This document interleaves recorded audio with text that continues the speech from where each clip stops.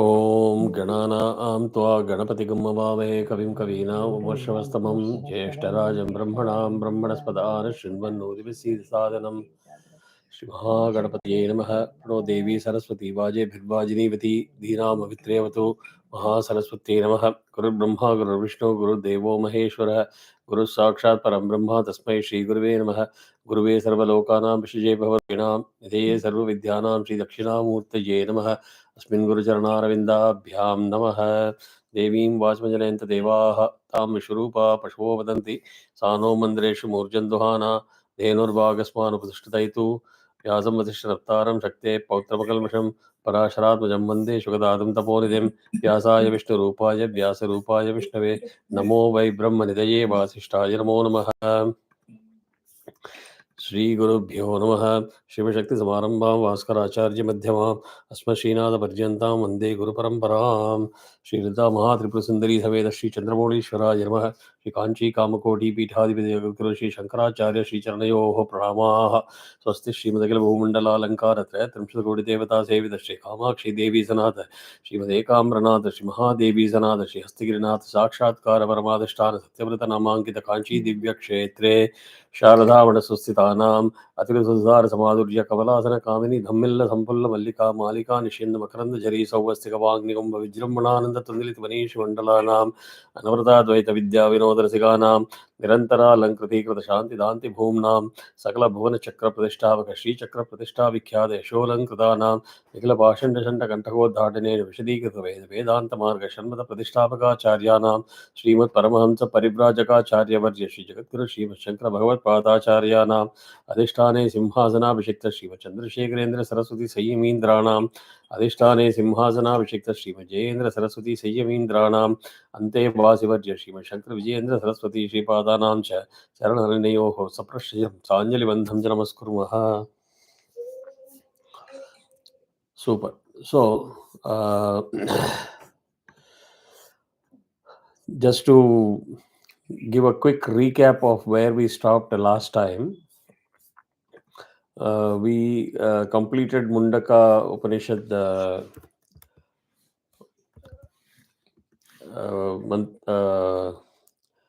third Khanda. No, third Mundaka, first Khanda, and mantra number 2. We are supposed to start with mantra number 3. So, jumping straight into the recap of what the mantra number 2 said is basically we talked about being seated on the same tree. The Purusha deluded grieves over his helplessness, but when he beholds the other worshipful Lord and his glory, he becomes free from all grief. Very simple. So we discussed that in detail. Deluded means through ignorance and false identification. Anybody remembers what is the false identification?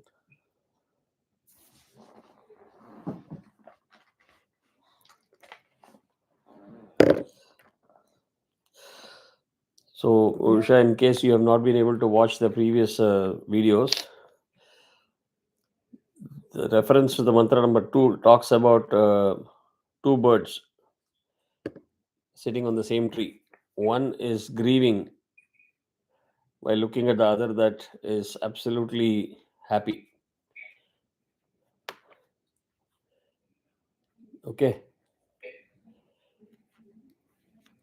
Can anybody say who is that is grieving?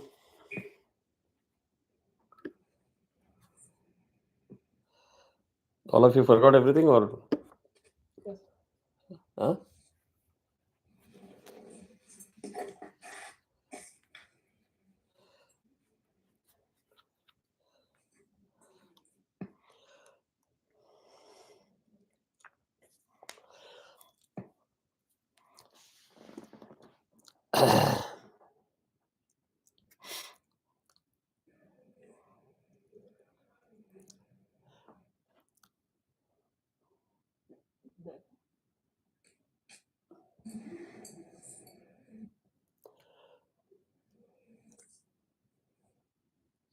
So the bird that is a Purusha, when it comes to realize about the transcendental reality of its own self. That there is an Atman, there is a Purushan, untarnished, indivisible, eternal, omnipresent, etc. And all the success, failures, pain, happiness, all the sorrows are all experience of this particular body and the mind, not the soul. And when this Purusha decides that, realizes that it is eternal, that is when the grief gets converted to happiness. So, bottom line, the moral of the story is, if you're going to get caught into the web of Maya and all the falsehood and all the identification that you associate easily with, that this is me, this is what I've created, and I should have done this, I got this. If you're caught into that web forever, you'll be caught into the whole game of happiness and sorrows forever, not being able to come out of it. Basically, the I part has to Correct. be moved out and try to look at it as an observer. Correct. And Correct. So that is very, very important.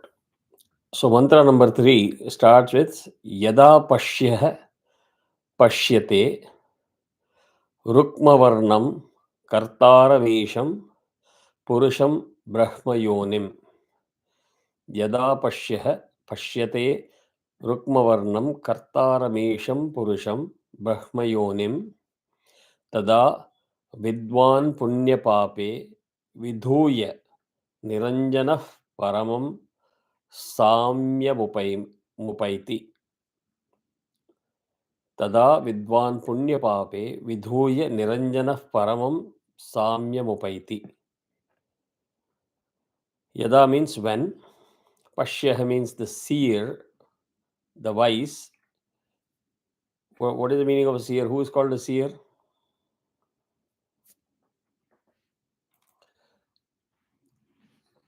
it is a very realized soul. Correct. The The soul. learned, the wise, the learned and the wise soul is called the seer. Rukma Varnam means of golden color.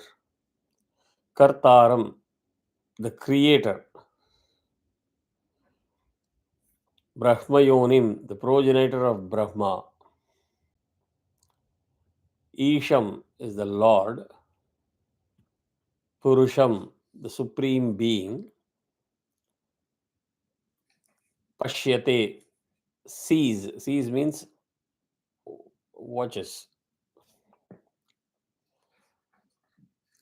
Sees means watches. Tada, then. Vidwan is a reference to the learned, the wise. Punya pape, very normal, simple word and simple meaning. Punya means the virtue, pape is the sin. Punya pape, the virtue and sin. Vidhuya, having cast off. Cast off means, imagine when you fracture your hand or leg, you put a cast, right? You remove the cast, so you cast off. Niranjanaha, the stainless. This is not the stainless steel that we know at home. Stainless means not tarnished, without any stain. Paramam, the supreme. Samyam, unity. Upaiti means attains. Again, yada means when. Pashyaha, the seer, the wise. Rukmavarnam, of golden color. Kartaram is the creator. Brahma Yonim is the progenitor of Brahma. Isham, the Lord. Purusham, the supreme being. Pashyate, sees. Tada, then. Vidwan, the learned, the wise. Punyapape, the virtue and sin. Vidhuya, having cast off. Niranjanaha, the stainless. Paramam, the supreme. Samyam, unity. Upaiti means attains. So when the seer realizes that effulgent supreme being, the creator, the Lord, and the progenitor of Brahma, then that wise seer, having cast off all sin and virtue, attains to that supreme stainless unity.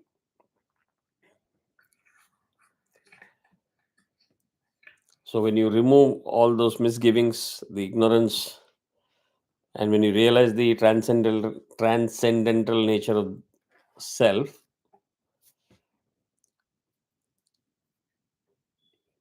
you merge with the supreme or the untainted.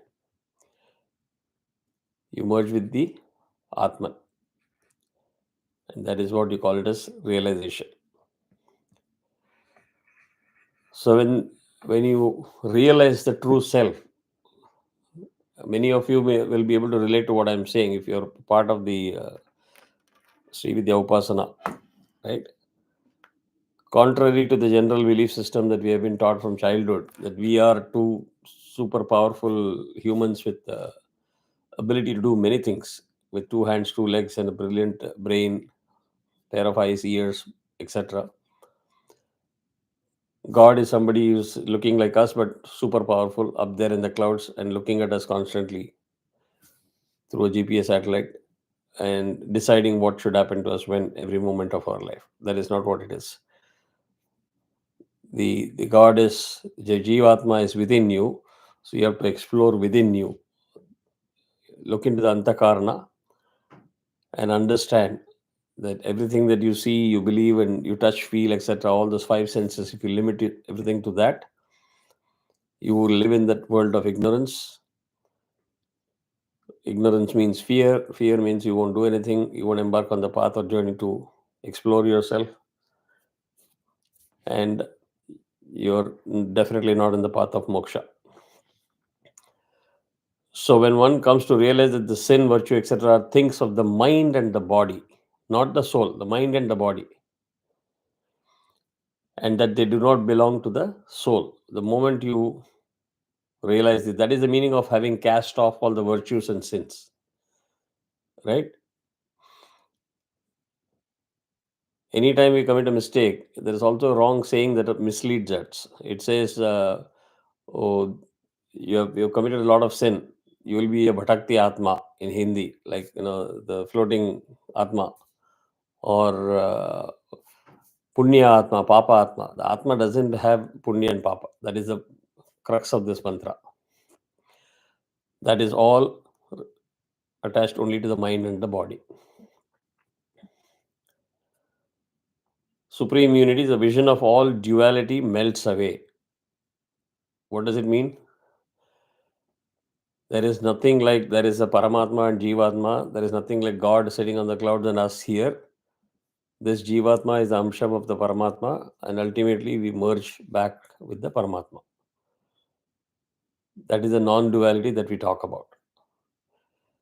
I don't want you to get into this complicated questions of there are certain philosophy, schools of philosophies that says it's duality, etc., etc. You will need, Advaita, yeah. Advaita. So it is easy to talk about it, but it will take years for you to really understand. There also they're saying the same message. The interpretation is slightly different, right? So until you mature yourself, you hold on to Advaita philosophy, and all what I'm sharing is more from the Sankhya school of philosophy. If you all remember all the schools of philosophies that I talked about in one of the classes, majority of what I'm saying is coming from the Sankhya school. So the duality that you see in real life, that I am different, God is different, because you're prone to asking the question, no, why is God so biased towards me? Why is God not paying attention to me? Without realizing that God is within you, right? And honestly speaking, Bhuvana, what you did just now is what every one of us do. When we say that this is what we talk and do, when you hear that, you feel there's a smile comes in your face. I understand all this non-duality, etc., etc. I know the theory part of it pretty well, but when it comes to real life, as soon as I get off the camera and the computer, the class is over, I'm back to my regular. This thing is, oh, this is my problem, my creation. God is not kind to me. God. So we are back into the business. So the only way that you can get rid of this barrier is through education. Again, go back to the basics of Mundaka Upanishat. Learn all the basic lower level knowledge, which is a prerequisite for you to even understand and appreciate the higher level knowledge. And second, start practicing what you believe, right? And there are a few tips that I gave in the morning. Very common sense tip, much away from the Mundaka Upanishad interpretations, but valuable tips which might help people who still struggle. That's all fine, Kumar, but how am I going to get moksha? So, what is the formula for me to get moksha? And that reminded me of, in good old days, at least in my times, there used to be something called 21 important question papers. So, if you don't have time to study throughout the year on any given topic, the 21 important question paper is a thin book. All you need to do is to learn the 21 questions and answers to that. There is a very high probability that you'll get minimum 35% marks and you pass. Unfortunately, there are no 21 important question papers for understanding the deep rooted logic and philosophies of life, human life. What is a human life? Why are we born as a human? What do we do? Uh, you know, Realizing oneself, understanding the difference between experience and realization. Experience is all about the five senses and everything that where we live a world of give me the evidence that this is there. Only then I'll believe. Only then I can accept. You have to move away from that towards a realization path. So, anybody who remembers some of the basic things that we talked about as parts of the tools in the toolkit, that if I start doing all of these things, I'm setting myself in a preparatory mode to be able to realize the inner self. This will be a very rapid revision of all what we have been talking about in the last few months. What are the channels of reaching God? You may have to keep your mic unmuted now because I'm going to ask a lot of questions to you. If you want to answer, you keep your mic unmuted. So you have like the four margas. Okay, so you have either the Bhakti Marga, the Raja Yoga, or the Jnana Yoga, or then one more. I'm not talking of that. I'm talking of what we have learned in BPA itself. Ireland. Okay. And we have to do our duties that that that are assigned to us, and not think what will I get out of this, and try to do it more sincerely. I'm talking of the channels of reaching God. Did we start with the basic thing that we do nyasam and purify ourselves, energize our body? Simple. Yes, we are Correct? we have access to the tools, right? So we use the tools more Correct. and more sincerely, earnestly, and become good at it and be more good in practicing it, and which will lead to being a better human being and will lead to moksha. The last one you did a super fast forward. Up to that point, you're with me. Yeah. So let me give a different terminology that probably will help you remember easily. See, I'm speaking very layman's English. I'm not trying to give you a very complicated Sanskrit explanation of a Sanskrit mantra to make it more confusing for you, right? So if all of you are going for manicure, pedicure, facial, imagine that this is a daily facial, manicure, pedicure that you have to do. Do the nyasams, do the japams. So we have the approach of using mantra japam. We can do parayanam, we can do archana, we can do abhishekam or tarpanam, and we can do havanam, home. These are the different madhyams through which you are reaching God. Correct? Say Bhagavan Namas. Huh?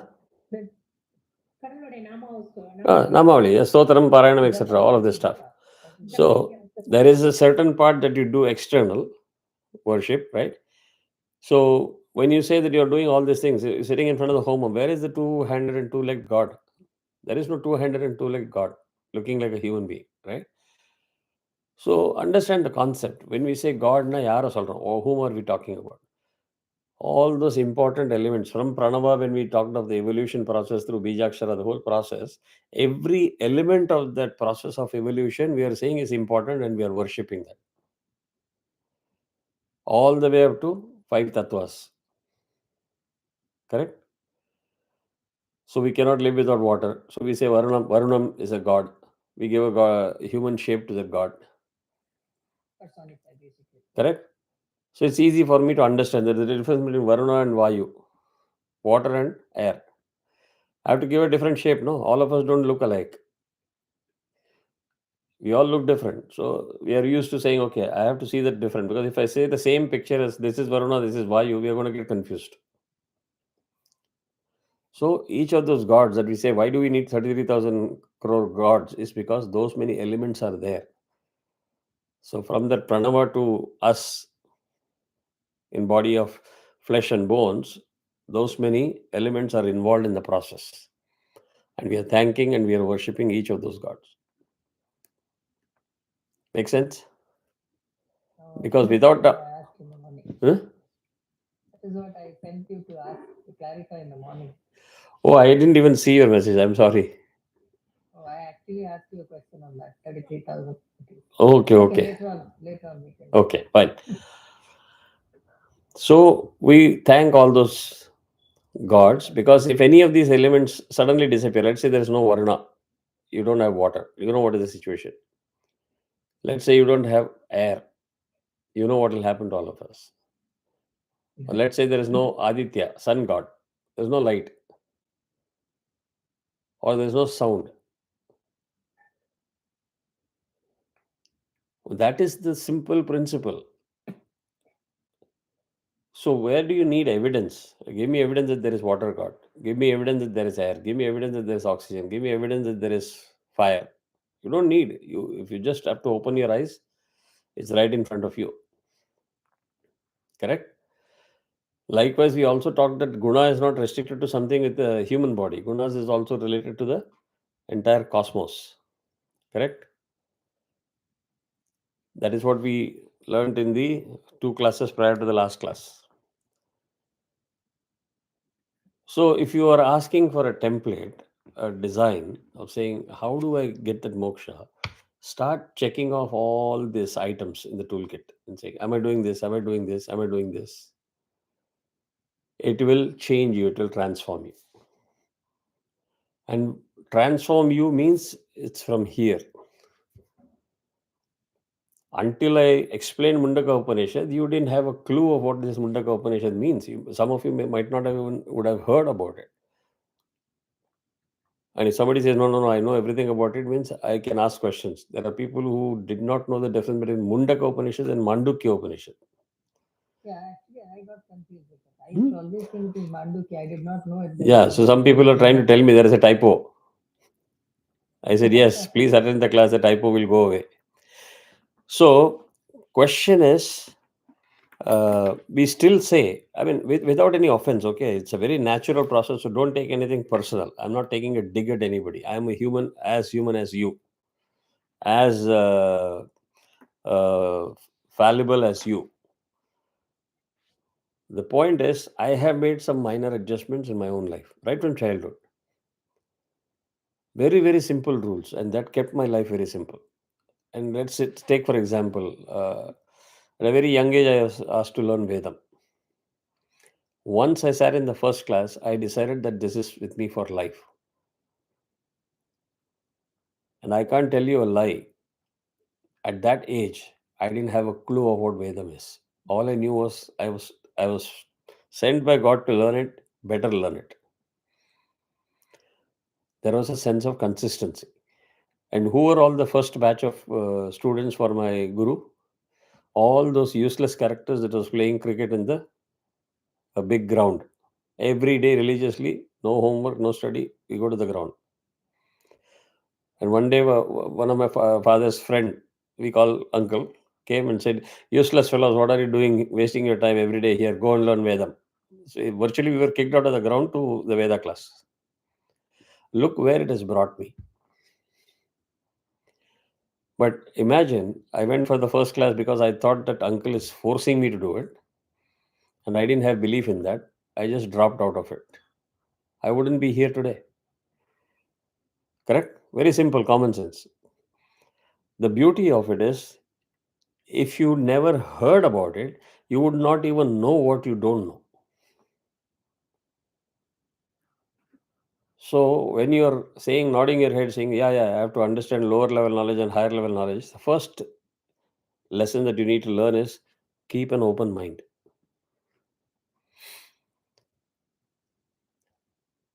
And many of the people that I counsel, they will close their ears like this and they'll say, oh, there he goes again, the same lecture. I keep hearing it over and over again.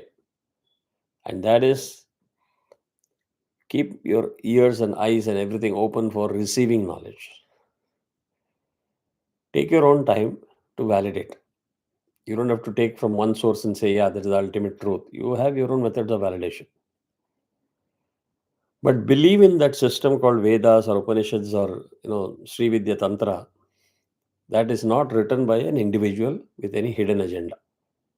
We all know that there is no author, correct? So when there is no author, there is no you don't get charged for learning this. You don't pay any money to buy the books. Everything is made free for you. This is the body of knowledge that you need to know. What is the body of knowledge? It's all about the evolution, cosmos, how you came into existence, why you came into existence, what are your rules like Dharma Shastra. Who has time for all this stuff? If I learn all this, how will I get a job and a salary? Well, you don't have full time to learn everything. Just like you go for coaching classes in school, you learn whatever you need to learn to acquire skills and competencies for getting a job, for earning a salary. But keep up with the spiritual knowledge base through a guru. You can have a coaching tuition teacher, right? But then hear from what the teacher has to say. Try to imbibe in that in your practical day of everyday life. You can't come to say, I'm coming to learn from you, but then I'm going to judge you whether what you're teaching me is right or wrong. It does not make sense. You will probably commit the blunder of doing that in this kind of a class. You will never dare to do that in your Virginia Tech University or in Harvard or Yale or MIT. You'll be kicked out. You'll not even graduate. Correct? So anytime you're in doubt, you see what you do to your, let me say, the normal way of life, the regular 9 to 5 day way of life, what rules you follow, what you apply, and what you do when you come to this space. Is there a consistency? I gave one example of the phone, right? If I show you the phone, you will look at it and most of you will say, yeah, this is iPhone 15 or iPhone. At least you will say iPhone, correct? Suppose there is a secret in this and I tell you that it is not iPhone, it is something else, a new product in the market. What will you do? What is your natural tendency? You will argue to the core. You'll say, no, I know it is iPhone. Why? Oh, there are 3 cameras here, small 2 cameras. It's a square shape at the back. All those attributes you will start defining. As if you are the one who designed the camera, you are the one who manufactured it, and you are the one who sold it. You will assume that level of expertise on your own without realizing.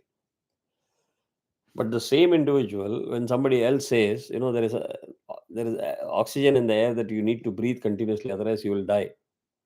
Show me evidence. Where is the air? Ask yourself that question. Is it fair to do that? Here is a science-based subject that you can ask for evidence, and somebody can say, okay, you have to have a practical and lab session to do that. On faith-based topic, the moment you apply the same norm and say, show me evidence, you're done. That is a mindset correction that you need to do. So if I don't have time to read everything myself and get a PhD, simple rule, I will follow one guru. I will listen to whatever I've been told, whatever I've been taught at face value without judging, without putting any bias. And I will put in 100% effort to see all sides of the story. Case in point, I'll give an example which I took in the morning class. You know, I sit with the priests in some important events and I start chanting with them. So here is the case of a Shubham after 12 days of rituals. On the 13th day, we all know what the sequence of things what they do. So the first opening thing is Punya Vachanam. What is Punya Vachanam? Some kind of shuddhi. Huh? Some kind of shuddhi. Okay, can you go into a little bit of detail?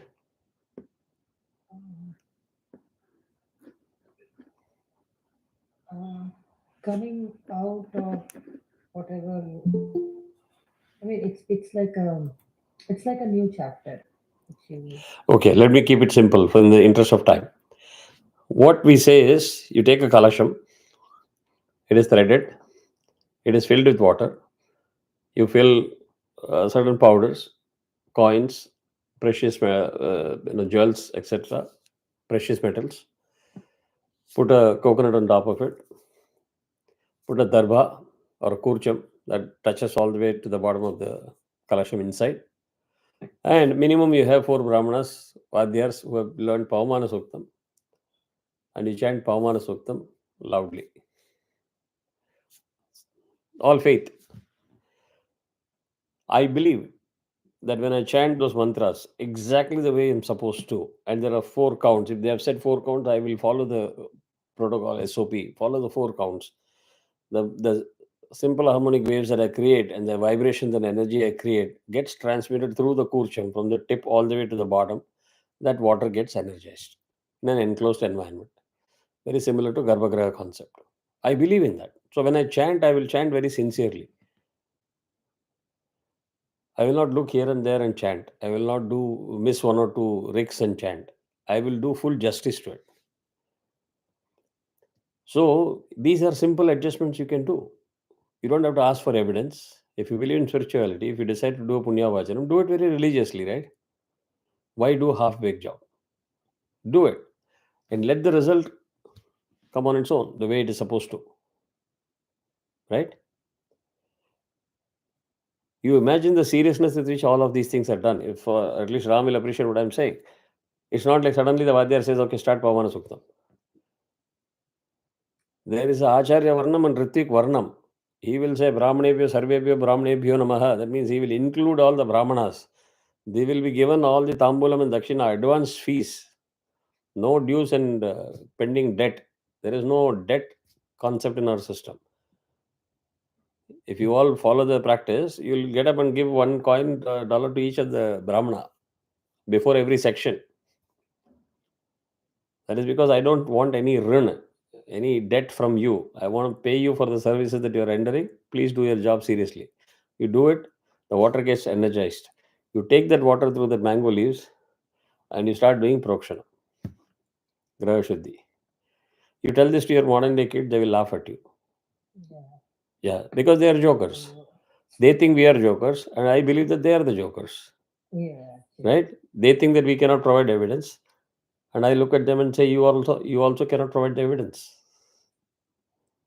I speak in their own language. You want evidence from me that it works. I want evidence from you that it doesn't work. The story ends there of confrontation. Right? But at least as adults, if you believe in the system, believe in that there is Graha Shuddhi happening, which means you need to understand that the water is energized. That energized water sprinkling itself is good enough to cleanse the place.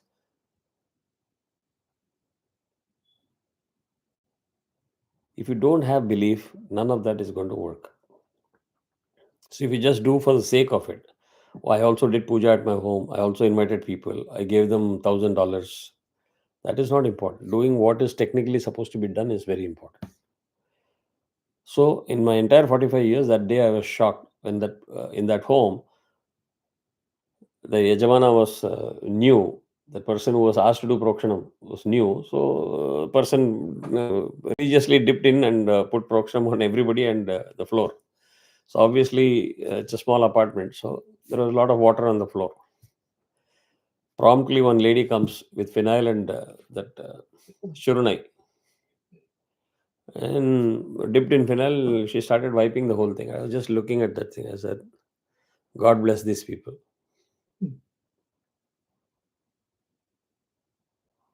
So, just for the sake of ensuring that she's doing it with knowledge, I asked, why did you wipe it? Oh, otherwise somebody will slip and fall, no?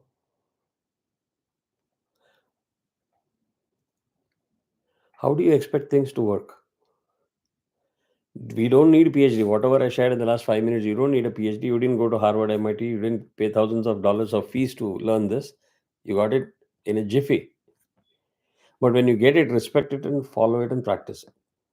Another example, when you have excessive rain, there are mantras which you can chant. And if you chant it well enough, you can move the clouds away from the city to a different place. How many of you have heard this? You have heard this, right? How many of you believe in it? Honest answer. Usha and Manimandan, all of you can be on video also. So there are a few people who don't believe in that yet. No, I did that. You believe, okay. No, I will not call out who don't believe it, but there are people who don't believe it. I think you were there in the Atirudram, Bhaktanjana temple, Atirudram. Do you remember? Yeah. Do you remember how it rained on that day? After the event. Yeah. After the event, yeah. It was scary. I saw that Maryland one which was there about 3 years back. That was like heavy rain. That is also Atirudram. Not 3 years. This is Atirudram was 6-7 years or maybe more, right? Maybe on 2018. 2018, yeah. 2018. Yeah. All the Ghana particles were done with for the day. We were all waiting how it is going to, when it's going to stop. There was no sign of stoppage. Yeah, Immediately they got on the dais. They all started chanting, and we saw the result.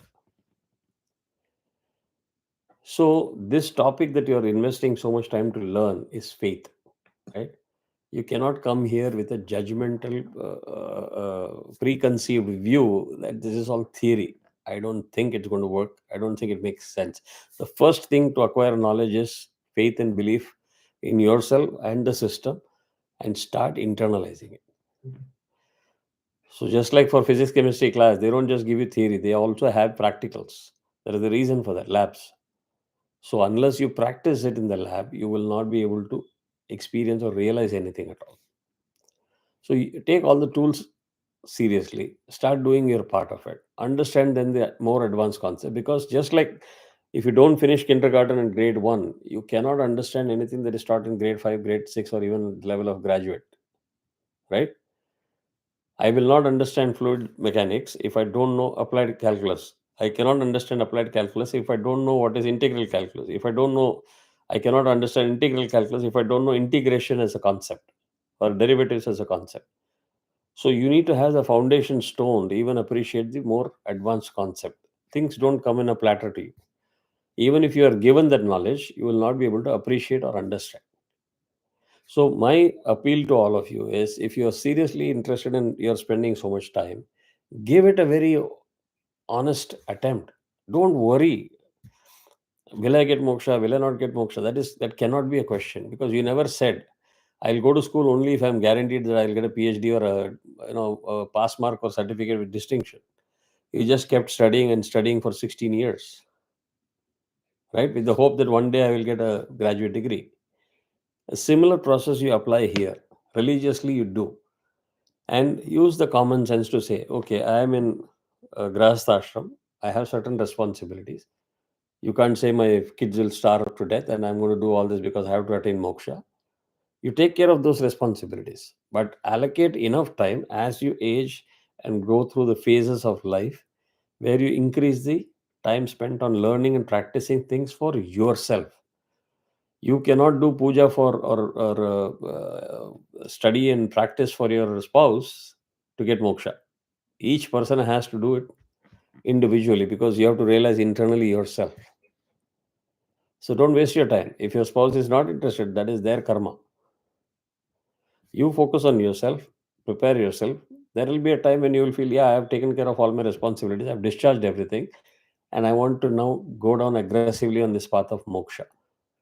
By that time, you would have the qualifications, the tools, the perfection required to practice it, the freedom and the maturity to say, what do I need to do in the next few years that I'm alive to give a firm shot at moksha? That is how the system works, which is what you were talking about, Anu, in terms of Bhakti Marga, Jnana Marga, etc. And for those of you who are very confused about those margas, which marga for what? Can I take one marga alone for moksha? A lot of those questions are already answered. What I like and what I adapt is what Sri Adi Shankaracharya had shared with Sadhana Panchakam. I've shared the screenshot of the template. At what age which marga is going to become more and more prominent in your life, you just take the template. Don't feel guilty. Oh, Kumar is now doing puja for 6 hours a day. I don't even find half an hour for doing mantra japa. No, you are 40. Kumar is nearing retirement in 60, 65.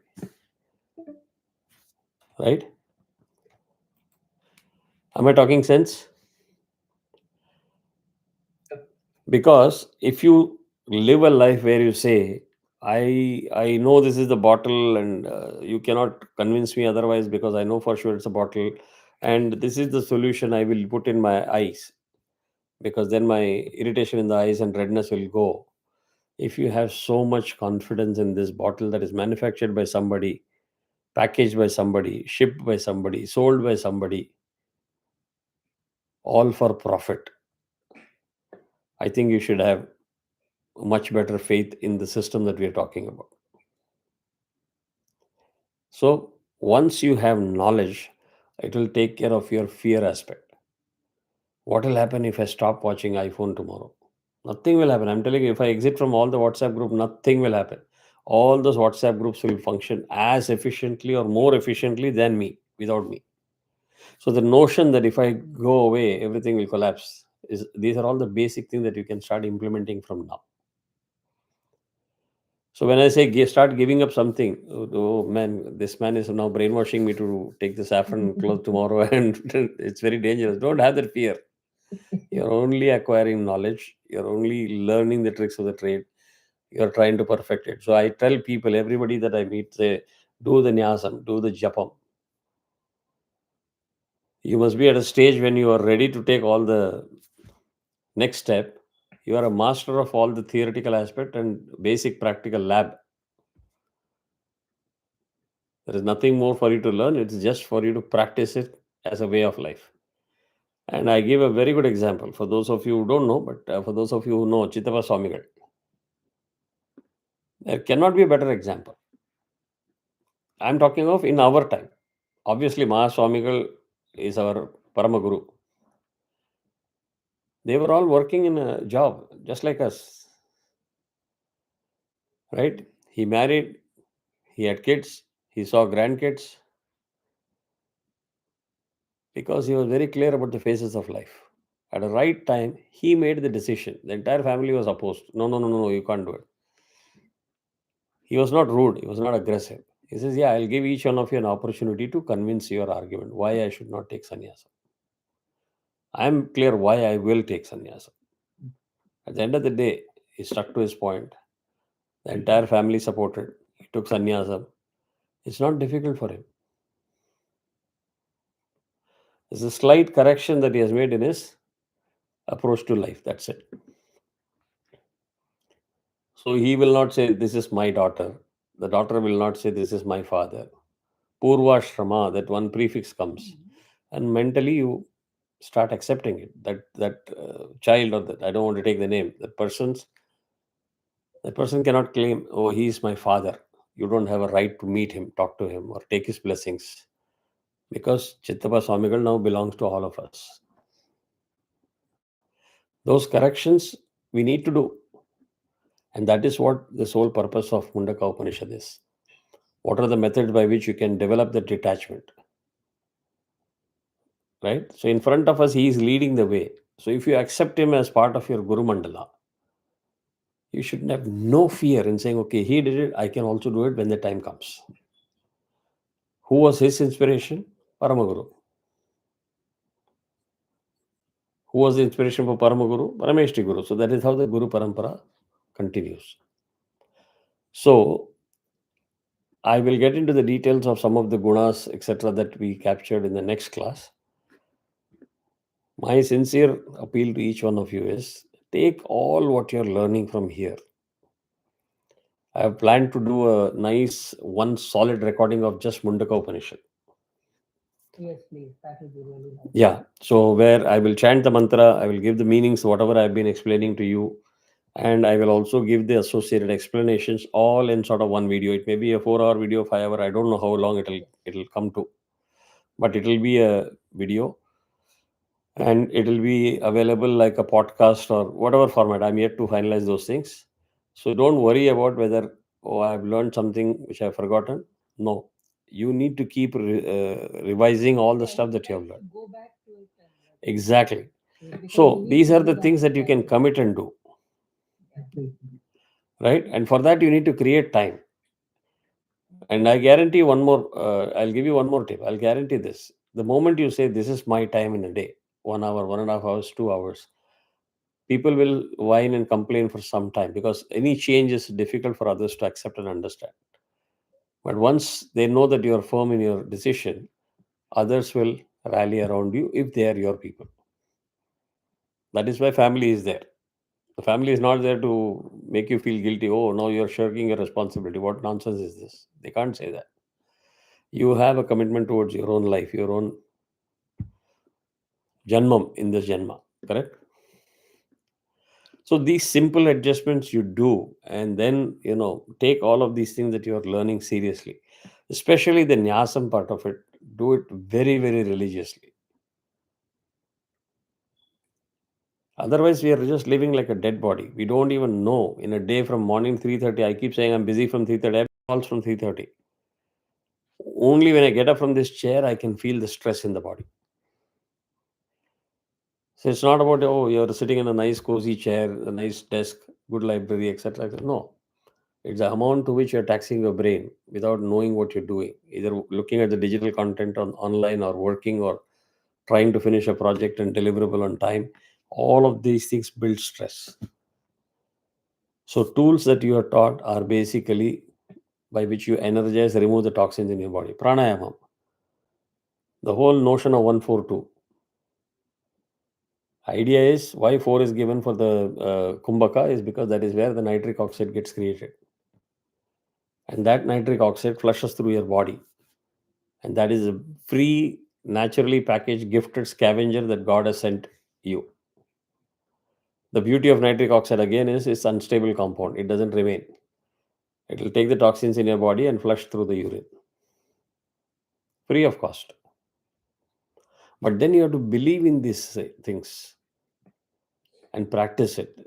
Once you start practicing it, and then you ask questions, you say, okay, now here is where I was, ignorant, completely ignorant. Here is where I have reached. What is next for me? You will see that there will be a guru waiting to teach you the next level. Some of you, I don't want to name, they were part of the Srividya research group that I started. We did very well. There are so many things people have learned. So many things. So those who have got Panchadashi Diksha, I'll just give you one example of that. Just to give the meaning of Panchadashi mantra. Panchadashi means 15 letters, right? How much time do you think I would have required?